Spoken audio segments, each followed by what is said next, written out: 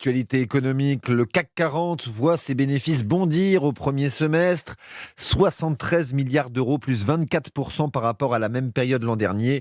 Geoffrey Branger, le conflit en Ukraine joue évidemment un rôle déterminant dans ces résultats.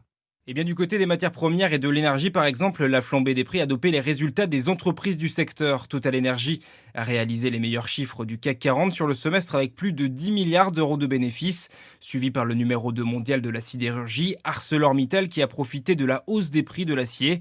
Il atteint près de 8 milliards d'euros de résultats depuis le début de l'année. Autre incontournable du CAC 40, le luxe tire lui aussi son épingle du jeu malgré un ralentissement des ventes en Chine, là où les résultats sont généralement les plus importants. Les marques haut de gamme ont pu augmenter les prix sans perdre leur clientèle qui est peu impactée par l'inflation. LVMH, Kering et L'Oréal ont ainsi vu leurs bénéfices cumulés grimper de plus de 36% par rapport à 2021. Certains groupes ont tout de même vu leurs résultats chuter à cause de la guerre en Ukraine comme Renault ou la Société Générale qui ont dû se retirer de Russie, des pertes qui se comptent en plusieurs milliards d'euros. Geoffrey Branger.